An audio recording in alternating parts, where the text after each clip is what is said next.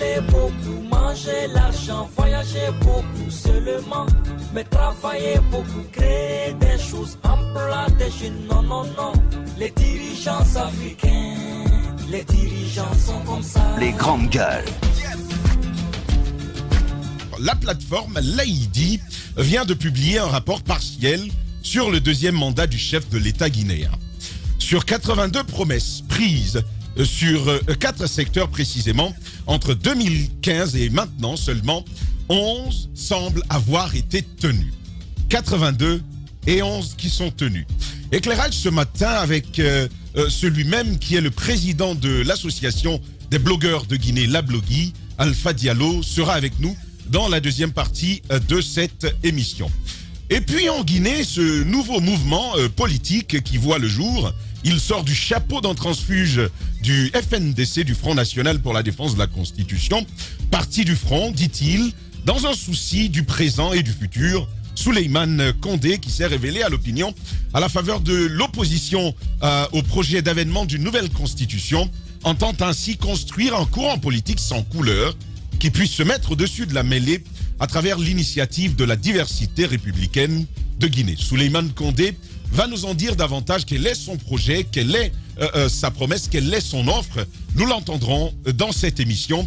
Et vous continuez donc, vous pourrez réagir à cette émission à nos canaux habituels 657 39 13 13 ou sur Twitter et également sur notre canal Facebook. Vous pouvez réagir à cette émission, vos avis, vos préoccupations seront relayées dans cette émission et c'est avec mes amis de tous les matins. Alphonse Mara, bonjour. Bonjour Tamba, bonjour aux auditeurs. Pour vous, c'est la première de la saison. Ouais. Comment ça a été finalement le repos? Est-ce qu'on peut parler de repos avec vous? Pas de repos, parce que nous on a carburé avec Espace Expression pendant toutes les vacances. Mais ça fait toujours plaisir de retrouver nos auditeurs et nos téléspectateurs. C'est un plaisir. Pour les offrir cette année encore. Plus que ce qu'ils attendent. C'est l'autre Mara de notre émission. Bienvenue. Merci. Bienvenue à l'autre d'ailleurs, nous faisons un coucou. Moussaïro, bonjour. Bonjour Tamba, bonjour à tous. Bienvenue Djadia. Merci. Et puis on va avec vous Jacques Léoa, bonjour. Bonjour Tamba et bonjour à tous. Mathiarounon. Il s'attend à quelque chose, hein. Tu n'en auras rien. Bonjour Antoine. Juste te dire que t'es pas obligé. Tu n'es pas obligé. Et ça me permet de fustiger. Non, on est devenu très ethno dans ce pays. Mais justement, donc chacun fait un peu pour lui, quoi. Ce qui d'ailleurs me permet de fustiger ce qui se passe actuellement à Sékou Touré. Parce que pour moi, il est inadmissible que le chef de l'État continue de diviser les Guinéens comme on le reproche tout le temps. Et à l'heure actuelle, ce sont désormais les communautés qu'il reçoit, mais de façon partielle. Récemment, on a vu cette rencontre avec les opérateurs économiques du Fouta, avec tous les ministres du Fouta. Et au cours de cette rencontre, j'ai été quand même surpris d'entendre des propos de certains qui engageaient toute une communauté, toute une région. Et on a écouté des opérateurs économiques qui prennent l'engagement devant le chef de l'État d'aller au Fouta et de faire campagne, ce qui est normal, c'est un droit pour eux. Mais lorsqu'on le dit au nom de toute une région, la question que je me pose, mais de quel droit on se le permet? Antoine, c'est pas nouveau. Quel est le mandat qu'on a reçu ce n'est pas nouveau. Certes pas nouveau, mais lorsque le chef de l'État, qui est censé être le garant de l'unité nationale, se permet de surfer sur de telles pratiques, pour moi, on comprend mieux pourquoi cette division en Guinée, on comprend pourquoi depuis son arrivée aux affaires, j'ai une question à te poser. Les Guinéens ont du mal à se retrouver et à conjuguer le même verbe. J'ai une question à te poser, Antoine. Vas-y, Tamba. Depuis 2010, tu étais où? Tamba, j'étais en Guinée. Tu étais en Guinée. Oui, il a dû le faire en comme ça. Guinée depuis toujours, Antoine. C'est pas une première. C'est une première, mais ça n'avait pas encore atteint ce niveau. Ah non, il n'y a rien de nouveau. Il n'y a rien de nouveau. Absolument, je suis d'accord avec toi. Parce que ce n'est pas une première. On doit l'encourager. C'est pas ce que je dis. Non, mais on n'encourage pas. On n'encourage pas, mais quand même, on ne peut pas comprendre. c'est devenu la règle. C'est devenu certes la règle, mais est-ce que vous avez suivi ce qui s'est passé avant-hier à Sékou Touré? Où des opérateurs... Raconte-nous. Beaucoup parmi eux ont pris la parole. Et chacun de l'Assemblée draguer le président. Vous savez qu'il y a parfois ces rumeurs qui circulent pour dire que oui, il y a tel opérateur économique qui est avec tel parti politique de l'opposition et tout cela. C'était une façon pour le président de voir qui est avec lui, qui ne l'est pas. Et vous savez que parfois, ces opérateurs économiques, souvent, ont tellement envie d'avoir des faveurs du chef de l'État qu'ils font tout pour lui montrer qu'ils sont avec lui. Quel que soit la manière. Et ce qu'on a vu hier, j'attends de voir les résultats sur le terrain parce qu'ils ont promis qu'ils iraient sur le terrain pour voir une campagne pour Alpha Condé. Les résultats sont J'attends de voir les résultats. Mais de l'autre côté, il y a eu cette autre rencontre hier avec les sages de la Basse-Côte, avec Souna Yansane et les autres. Récemment, on a suivi cette forme d'agression chez El Seruna. Non, cette agression. C'est une agression. Ok. Violente. Cette agression. Je retire Absolument. je retire le mot forme. Je maintiens agression. C'est mieux pour toi. On a suivi cette agression, mais barbare, chez El Seruna. Quoi qu'on lui reproche, quoi qu'on dise de sa lutte, mais on ne peut pas comprendre que les forces de l'ordre utilisent du gaz lacrymogène, mais en grand nombre, dans l'enceinte de son domicile. Et il y avait des invités ce jour-là qui étaient là. D'autres stages provenant de d'autres coordinations régionales qui étaient présentes, mais qui ont aussi subi l'agression des forces de l'ordre. Oui. Mais en réponse à cela, au lieu que le président n'agisse de façon responsable, il y a amené qui? Son troubadour, son griot que nous connaissons, Makanera, qui est allé pour une sorte d'excuse auprès de la Seruna Souma. D'accord. Mais on a tous suivi. C'est pourquoi j'ai dit. On a tous suivi. C'est pourquoi j'ai dit. Makanera pour lui ne reste pas à l'étranger. Hein. Il va pas te rater. Non, il va absolument. Ce n'est pas moi qui le dis, c'est lui-même qui le dit. Ah, Il se d'accord. présente comme le griot. Non, de Cellou Dalen Diallo, il avait dit. Non. Et de l'autre aussi. Il a dit, Il a dit, j'ai été le griot d'Alpha Condé. Maintenant que je ne suis plus avec lui, je me mets à ton entière disposition pour être ton griot aussi. Ok. S'il quitte Cellou pour revenir à Alpha Condé, mais il revient à ses anciens amours. D'accord. Et donc le mot griot a sa place. Et donc il est allé pour une sorte d'excuse auprès du Kontigi, mais il en a eu pour son compte. Parce que Seruna a dit qu'il allait porter plainte et qu'il ne pardonnait pas à ceux qui ont agressé son domicile. On a vu Ce qui est légitime. Hein. De l'autre côté, en réponse à cela, Alpha Condé reçoit Souna Yatasai, qui est présenté comme l'autre Kontigi de la Basse-Côte, mais version Kaloum, qui est venu avec des imams et autres stages de la Basse-Côte pour donner la région à Alpha Condé. Parce qu'il a été promis hier que toute la Basse-Côte soutenait Alpha Condé désormais et qu'on est prêt à voter pour lui pour un troisième mandat. Alors moi je t'écoute. Non, permets s'il te plaît. Je t'écoute jusque là. Oui. Mais je ne vois pas ce qui est anormal. Je sais qu'il est anormal. Non, franchement, ça s'est fait toujours, Antoine. Tamba. Oui. L'anormal dans cette histoire, c'est quoi? C'est quoi l'anormal? C'est le fait que le président. C'est le fait de dire toute la Basse-Côte est derrière vous? Pas que toute la. Mais ce n'est pas le rôle, Tamba. On ne peut pas engager. D'accord. On va suivre. On ne peut pas prendre le droit sur lui ou la décision sur lui d'engager toute une région alors qu'on n'a pas reçu le mandat. Et là, Souna Yansane l'a fait à quel titre? Je me pose des questions, mais le constat c'est quoi? C'est que la plupart de nos cadres, pratiquement, mais sont partants pour cela. C'est pourquoi dans ce pays, quand on me dit que là en Guinée, cette notion de réconciliation ou d'unité nationale est une réalité en Guinée, pour moi c'est un faux débat, parce que ce sont nos propres cadres ou encore le chef de l'État lui-même qui encourage cela et qui depuis tout le temps est au devant de la scène et il prône la division dans ce pays et on semble légitimer cela comme vous le faites ce matin Tamba. Non. Je légitime cela. C'est à toi que je demande de te réveiller plutôt. Allez-y Jacques, Léo. Je pense que nous sommes juste face à une situation que nous observons depuis 2010, donc depuis 10 ans, je crois depuis même bien avant. Même sous Lansana Conté. Voilà, bien avant. Mais surtout le président Alpha Condé, lui, il a bâti sa politique autour de ça. Non, il a assumé. Oui, ça existait. Il l'a assumé, mais lui, fondamentalement, je crois qu'il travaille avec ça. Vous avez vu au lendemain de la présidentielle de 2011, on a tous entendu cette histoire de Roundé au Fouta où on est allé rencontrer des gens pour leur dire est-ce que vous savez que vous, en réalité, vous n'appartenez pas à cette communauté, même si aujourd'hui vous parlez cette langue. Ils ont été recensés. On a procédé à un recensement pour leur montrer leur origine et leur donner une orientation politique. Ceux-là sont au Fouta, je crois, je ne sais pas quelle dénomination ils ont pris en 2020, mais actuellement vous avez Mandé Ndialo. Donc actuellement il y a un groupe qui est en tournée là-bas. Mais vous avez dans chaque région des groupes comme ça qui se constituent.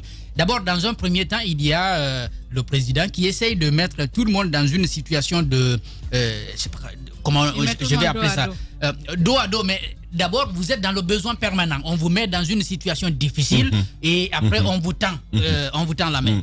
Déjà, vous n'avez rien, vous êtes dans une situation difficile. Ces vieux qui sont au niveau des coordinations, c'était pour certains des anciens fonctionnaires ou des gens qui travaillaient. Aujourd'hui, ils ne travaillent plus, on leur coupe tout.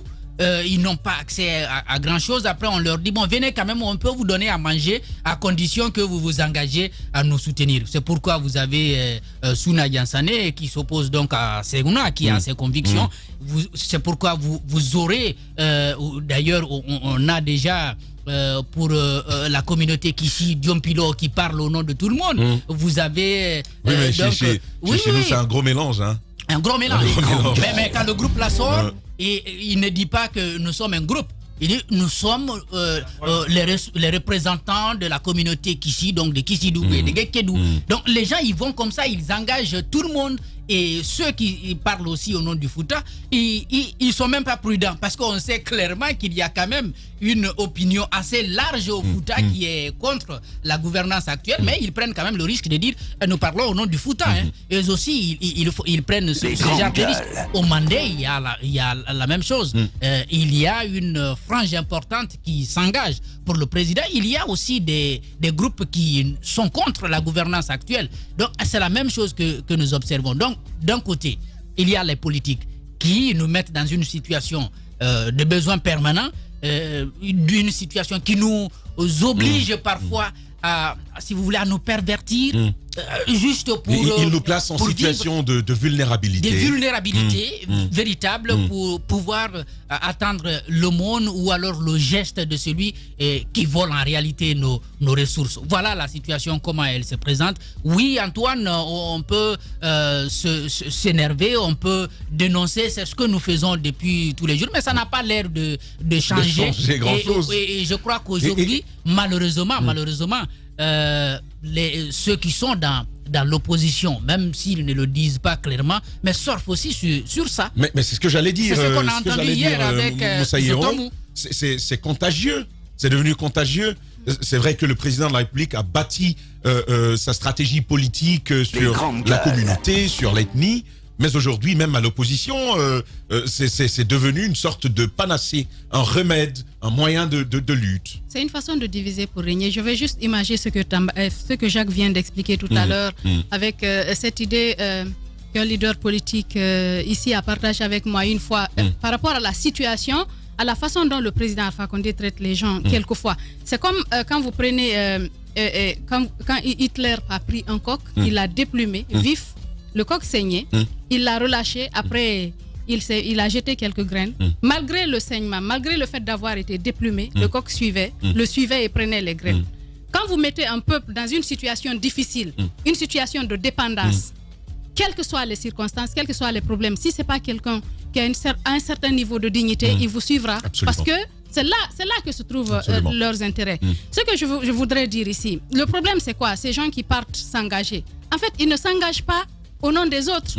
Ils s'engagent en leur propre nom. Et surtout, ils disent ce que le président veut entendre. Justement, pour leurs propres intérêts. Quand je prends par exemple des opérateurs économiques, en fait, c'est ce qui fait que ce pays ne pourra pas avancer. Parce que les gens, ils désespèrent d'avance. Ils se disent que non, c'est perdu d'avance, il n'y aura pas d'alternance. Donc, vaut mieux faire avec la personne qui reviendra. Parce qu'ils savent que c'est perdu d'avance. Pour eux, c'est le président Alpha Condé qui va revenir. Et pour que leurs affaires puissent marcher, il faut dire ce que Alpha Condé veut entendre. Mais Moussaïro, je vais vous dire, pour les opérateurs économiques en Afrique, il y a toujours vous avez entendu parler des deux mallettes. Justement. Les deux candidats potentiellement présidentiels. C'est exactement, c'est l'habitude. C'est un peu comme ça que ça marche. Ils regardent où est-ce que ça peut marcher. Bien entendu, ils défendent leurs affaires, ils défendent leurs intérêts, mais ils vont s'engager au nom d'un peuple. Le peuple au nom duquel ils s'engagent, c'est des gens quelquefois qui sont là-bas, en fait, qui gagnent à peine à manger, qui cravachent dur, qui passent leur journée dans les champs. Des femmes, par exemple, qui se réveillent. Vous le savez comment ça se passe en zone rurale avec la nièce. Qu'est-ce qu'on n'a pas promis aux gens? Mais est-ce que ça a marché réellement? C'est ça le problème. Ces gens qui partent, ils défendent leurs intérêts. Ils font ça. En fait, cette volonté de diviser, vous avez vu que de l'autre côté, le fait d'avoir agressé le Kuntigi et l'âge Serona, ça a créé des remous. Les manifestations de la dernière fois, c'était dû à cela. Donc il faut se rabattre de l'autre côté où ça peut faire mal à Elage Serona. C'est cette volonté de diviser le peuple là. C'est C'est ce qui fait qu'on n'avance pas et le peuple se laisse faire, justement. Et à Sékou Touré, Il faudrait que les gens arrêtent. Ils ont de une se expression. laisser- Ils ont une expression, Moussaïro à Sékou Touré. Quand on peut pas te gérer, on dit lui, il est, comment ça s'appelle, il est incontrôlable. Justement. Serouna Souma est incontrôlable pour Sékou Touré. Il fallait trouver quelqu'un sur qui on pouvait avoir la patte à tout temps. Le problème est que vous pouvez tromper une partie du peuple une partie du temps, mais vous ne pouvez pas tromper tout le peuple tout le temps. Ça va s'arrêter un jour. Absolument. N'est-ce pas? Ça Absolument. s'arrêtera un jour et le problème c'est que nous serons toujours en retard. Pourquoi? Parce que quand les gens vont se réveiller de façon spontanée, il y aura des choses, on revivra la même chose à chaque fois, comme ce qu'on a vécu après, comme on appelle, la mort du président Ahmed Sékou Touré, après la mort de Lansana Conté, on vivra la même chose et le peuple n'avancera pas. Il y aura toujours ces mêmes problèmes que nous avons toujours vécu parce que nous avons eu des gens qui n'ont pas été conscients de se dire il faut que je m'arrête au moment où il faut s'arrêter. Alphonse, c'est un peu le dilemme du chameau. On met le peuple dans une situation où il n'a plus beaucoup de possibilités Il n'a plus de choix. Ouais, et c'est bien ça le malheur. Pour revenir à ce qu'Antoine disait, moi ce n'est pas le pan ethnocentrisme qui m'a plus gêné. Parce que dans ce facteur ethnocentrisme en Guinée, il faut le dire, nos politiques ont la malchance d'en faire leur or, leur trésor. Le plus malheureux de tous, c'est Cellou Dalein qui se retrouve être devenu la figure de l'ethnocentrisme en Guinée. Par contre, ce n'est pas le plus ethno en Guinée. Parce que Antoine l'a dit. Donc il est ethno. Non, ce n'est pas le Vous plus dites ethno. qu'il n'est pas le plus ethno. Donc Oui. il est quand même légèrement ethno. Il est légèrement ethno, Ah, ça il d'accord. faut le dire. Mais comme on l'a transformé en visage, il faut le dire, ce n'est pas le seul visage de l'ethno. Alpha Condé a entretenu ce système où les régions sont obligées de se faire concurrence. Il fait en sorte que des cadres de notre région... Regardez ce qui s'est passé en forêt. Moi, je vais vous dire ce que je pense. Oui. Moi, je vais vous dire, je pense que tous les deux, Ils sont tous- aucun n'est ethno. Non. Je pense sincèrement que ils ont vu en l'ethnostratégie. Oui, c'est ça. En fait, c'est ça. Ils Exactement. sont pas ethno, Exactement. mais Ils s'en c'est servent. leur stratégie. Mais ce que je suis en train de dire, c'est qu'en Guinée, on a érigé ces loups en figure de l'ethnocentrisme en politique. Par contre, ce qu'Alpha fait ne se dit pas. C'est vrai. Donc, il faut que cette vérité soit dite. Alpha Condé, aujourd'hui, à travers des cadres qui l'entourent, sont en train de surfer tranquillement sur la fibre ethnique en Guinée. Et qu'est-ce qui se passe avec les sages de la Basse-Côte? Moi, ce n'est pas le fait qu'ils viennent parler au nom de toute la Basse-Côte qui me gêne. Mais c'est le fait qu'ils créent leur propre islam dans lequel Dieu leur a envoyé un chef qu'ils ont demandé Ah bon? et qu'eux ne peuvent pas déplacer. Si vous avez suivi les éléments du journal de la RTG avant-hier, vous aurez vu la prière que les sages de la Basse-Côte ont organisée avec quelques imams pour faire croire que Dieu a donné l'homme providentiel à la Guinée. C'est pas à eux de dire à cet homme providentiel de partir. savez- Mais c'est une escroquerie à grande échelle. Non, mais écoutez, vous savez pourquoi moi, franchement, ça ne me dérange pas. Non, moi ça me dérange. Ça ne me dérange plus. Tamba, moi ça me dérange parce que Franchement. des sages peuvent pas utiliser la religion pour faire du business. Ah bon? Ça c'est du business religieux. Ce serait nouveau? C'est pas nouveau, mais il faut que ça s'arrête. Parce que dans notre société, il faut qu'on cultive une certaine morale. Ces hommes morale? sont ceux qui sont censés refléter la morale qu'on a perdue au sein de la classe politique. D'accord. Si eux, ils tombent plus bas que ces politiciens, où on va? Et de l'autre côté, pour revenir à ce dilemme dont le Guinéen vit, c'est le moment pour les intellectuels de se remettre en question et de ressortir une certaine dignité. Parce qu'aujourd'hui, il y a cette dignité qui manque à notre société. L'interrogation ensemble de la politique publique, on ne peut pas la faire. Parce que Tamba, quand tu bénéficies des largesses du pouvoir, on est de la même communauté, mais à partir du moment où tu bénéficies des largesses du pouvoir, tu n'es plus de ma communauté. Tu crées ta propre communauté dans notre communauté. D'accord. Et c'est ce qui se passe. Aujourd'hui, les coordinations régionales, il y a Serouna qui est représentant de la Basse-Côte anti-troisième mandat. Il y a Ella Jetasaï qui est représentant de la coordination Basse-Côte pro-troisième mandat. Et c'est D'accord. comme ça dans toutes les autres communautés.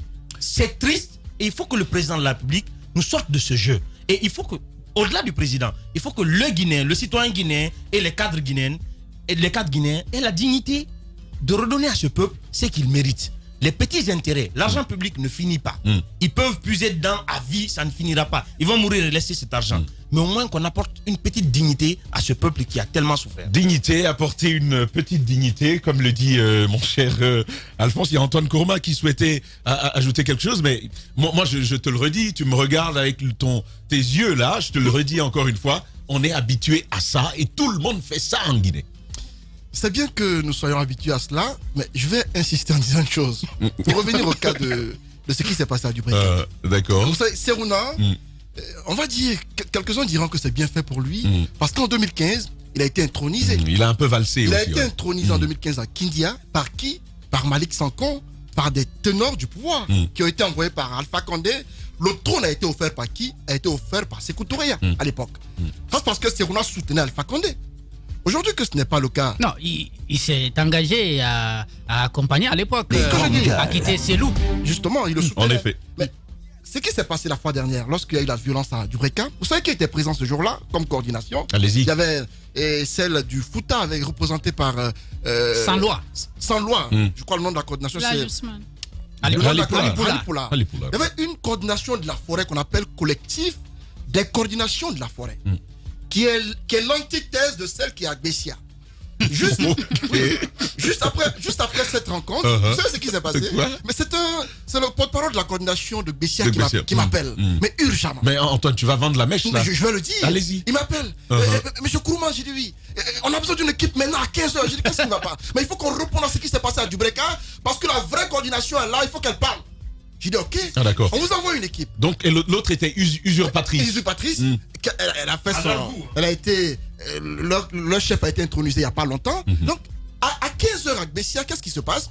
Au cours de la conférence de presse qui a eu lieu, qu'est-ce qu'ils disent? En fait, tu n'as rien dit encore, mais ça me fait rire. Écoute ce que je vais dire. On ne se reconnaît pas dans ce qui s'est passé à Dubreka. Ok. Ça, c'est une puce à l'oreille d'Alpha Condé. On ne se reconnaît pas du tout. On n'a jamais dit qu'on était opposé à un troisième mandat. Avec la nouvelle constitution, tout le monde est libre d'être candidat, y compris le président de la République. Donc nous, on n'est pas contre qu'Alpha Condé soit candidat à un nouveau mandat. Ça, c'est la forêt version originale qui s'exprime. À Bessia, qui a été mis en place depuis les années 60, selon ce qu'on nous a dit. Et donc ça, c'est la coordination authentique, c'est l'ancienne qui s'exprime et qui apparemment n'est pas contre qu'il y ait troisième mandat. Et pour un troisième mandat en faveur d'Alpha Condé. Et donc, ce qui se passe aujourd'hui en Guinée, ça fait rire, mais c'est triste en bas. Et donc, malheureusement, on utilise les jeunes pour arriver à ses fins, et parfois nos cadres surfent là-dessus, et c'est la Guinée qui, dans tous les cas, est en train de perdre. Voilà, la Guinée est en train de perdre. Continuez à réagir de votre côté. Vos préoccupations seront prises en compte. On parle de ce jeu de prédilection des politiques, les promesses de ceci ou de cela qui jalonnent depuis 2010 maintenant la gouvernance Condé. Subséquemment, une initiative citoyenne a permis de suivre à quel point ces engagements politiques et gouvernementaux sont tenus. À la suite d'un premier rapport qui a été largement diffusé, c'est un deuxième qui est partiel parce qu'il touche 4 grands domaines, 82 promesses et seulement 11 de tenues. On en parle aujourd'hui avec Alpha Diallo. Alpha Diallo est président de l'association des blogueurs de Guinée, la Blogui. Il sera avec nous et nous l'entendrons de long en large. Et puis en Guinée, ce mouvement politique, la diversité républicaine de Guinée, qui est l'œuvre de Souleymane Condé, un ancien du FNDC. Il sera dans notre studio. On parlera justement de son offre à la Guinée. Mais continuez à réagir sur vos canaux habituels 657 39 13 13 ou sur Twitter avec le hashtag #EspaceGG. Tout ceci sera pris en compte dès l'ouverture de la deuxième partie de cette émission. On continue avec vous, cette fois-ci Jacques Léo Aleno. On parle du coronavirus en Guinée. Une nouvelle qui a inquiété il y a quelques jours. Il y a des cas de réinfection. Oui, cas de réinfection, ce n'est pas beaucoup, mais puisque on ne s'attendait pas à cela, même si les spécialistes disent qu'il fallait s'y attendre, il faut donc en parler pour interpeller tout le monde. Il s'agit donc des personnes qui ont été déclarées guéries, mais qui se réinfectent à nouveau. Donc sur 9900 sorties guéries des centres de prise en charge, on parle de 15 cas de réinfection, donc je crois que c'est 0,16%. C'est comme ça ils ont calculé cela.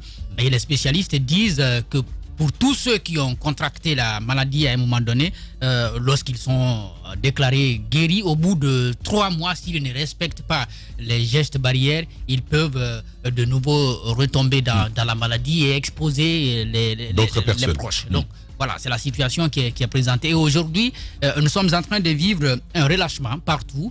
bien entendu, et dès le début, on n'a pas été strict sur toutes les mesures qui ont été dictées par le pouvoir actuel. Il y a des choix qui ont été faits. On dit qu'il faut porter des masques, il faut respecter la distanciation sociale. On a exigé beaucoup de choses au niveau du transport, pas des regroupements. Mais on a vu que la loi elle-même, ou bien les mesures elles-mêmes ont été violées par le pouvoir lui-même dès le début. Ce qui a fait que finalement, il y a eu du relâchement très tôt. Et ces manifestations que nous avons enregistrées, peut-être il faut en toucher un mot, puisqu'on a entendu le ministre de la Justice hier, on pourra revenir. Donc, à un moment donné, les citoyens étaient exaspérés parce qu'ils ont peut-être accepté que le gouvernement impose ces mesures pour la bonne cause, bouter l'épidémie hors de nos frontières. Mais en même temps, le gouvernement accepte que le pouvoir se retrouve, le parti au pouvoir, qu'il y ait, disons, du rassemblement, de la fête parfois pour la cause politique. Hier, il y a eu également la communication des chefs religieux parce que la semaine dernière, on a autorisé l'ouverture définitive des lieux de culte. On a fait la première expérience vendredi 4 et dimanche 6. C'était déjà pour observer comment chacun se comporte dans les églises et puis dans les mosquées. Le constat révèle que ce n'est pas respecté la distanciation sociale, mais également le port de masque et les dispositifs sanitaires qui devraient être postés à l'entrée des maisons de Dieu pour pouvoir, n'est-ce pas, se laver les mains comme on avait recommandé. Donc les chefs religieux ont voulu comme ça instaurer une sorte d'inspection désormais, je crois à partir de ce week-end-là, dans les mosquées et dans les églises, pour voir si bien entendu ces mesures-là sont respectées. Ce que nous entendons, c'est pas si le secrétariat des affaires religieuses ira jusqu'au bout, c'est de fermer les églises ou des mosquées qui ne se soumettraient pas à ces gestes barrières. Donc voilà, c'est la situation dans laquelle nous nous retrouvons. Ceux qui n'ont pas encore contracté la maladie, il faut qu'ils sachent qu'ils sont exposés. Ceux qui ont été déclarés guéris, il faut qu'ils le notent aussi, ils restent exposés. Ce que je voudrais dire par rapport à Koya, parce que ça a un lien. Il y a eu donc ces manifestations de mai dernier qui ont fait 5 morts du côté de Koya. Le ministère de la Justice a fait une communication hier pour nous apprendre qu'il y a un suspect qui a été identifié. On attend d'autres suspects parce que je crois tout simplement qu'il n'est pas le seul responsable de toutes ces tueries et puis des blessés qui ont été enregistrés. Voilà, on verra bien pour savoir ce qu'il en est véritablement. Vous continuerez à réagir. Les grandes gueules, nous poursuivons. Radio Espace Guinée. Les grandes gueules prônent un journalisme de construction démocratique au service de l'intérêt public. Les GG défendent la démocratie.